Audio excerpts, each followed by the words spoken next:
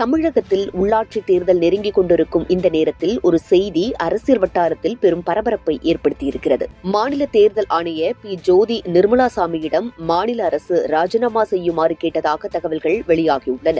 தேர்தலை நடத்த வேண்டிய முக்கியமான பொறுப்பில் இருக்கும் அதிகாரியை தேர்தலுக்கு முன்னதாகவே மாற்ற முயற்சி நடக்கிறதா என்ற கேள்வி தற்போது பல தரப்பிலும் எழுந்துள்ளது.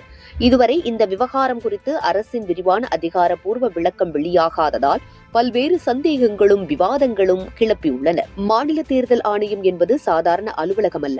ஊராட்சி, நகராட்சி, மாநகராட்சி போன்ற உள்ளாட்சி தேர்தல்களை சுதந்திரமாகவும் நியாயமாகவும் நடத்த வேண்டிய அரசியல் சாசனத்தின் அடிப்படையிலான அமைப்பு. அதனால் அந்த அமைப்பின் தலைவரை மாற்றுவது போன்ற நடவடிக்கை எடுக்கப்பட்டால் அதன் காரணம் என்ன என்பதை பொதுமக்களுக்கு வெளிப்படையாக விளக்க வேண்டும் என்ற எதிர்பார்ப்பு இயல்பாகவே எழுகிறது. குறிப்பாக தேர்தல் நெருங்கும் நேரத்தில் இந்த நடவடிக்கை நடந்ததாக தகவல் வெளியானதால் அதன் நேரம் குறித்து அரசியல் ரீதியாகவும் நிர்வாக ரீதியாகவும் கேள்விகள் எழுந்துள்ளன. இந்த விவகாரத்தில் எதிர்க்கட்சிகள் மற்றும் அரசியல் விமர்சகர்கள் சில முக்கியமான கேள்விகளை முன்வைக்கின்றனர். தேர்தல் வர இருக்கும் நேரத்தில்தான் இந்த மாற்றம் ஏன்? புதிய மாநில தேர்தல் ஆணையர் யார்?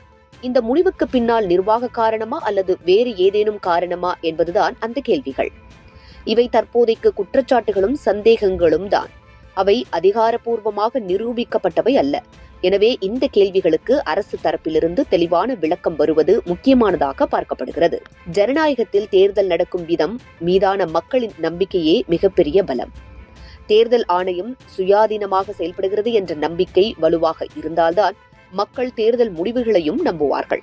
அதனால் தேர்தலுக்கு முன்பாக எந்த முக்கியமான நிர்வாக மாற்றமும் நடந்தால் அதற்கான காரணத்தை வெளிப்படையாக கூறுவது நல்ல நிர்வாகத்தின் அடையாளமாக கருதப்படுகிறது.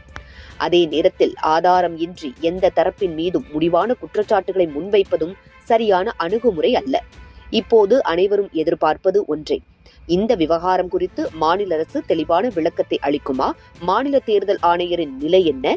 உள்ளாட்சி தேர்தல் எந்த சூழலில் நடத்தப்பட இருக்கிறது? இந்த கேள்விகளுக்கான பதில்கள்தான் அடுத்த சில நாட்களில் தமிழக அரசியலில் முக்கியமான விவாதமாக மாறக்கூடும். ஜனநாயகத்தின் மீது மக்களின் நம்பிக்கை வலுப்பெற வேண்டுமென்றால் இந்த விவகாரத்தில் முழுமையான வெளிப்படைத்தன்மையும் அதிகாரப்பூர்வ விளக்கமும் மிகவும் அவசியம்.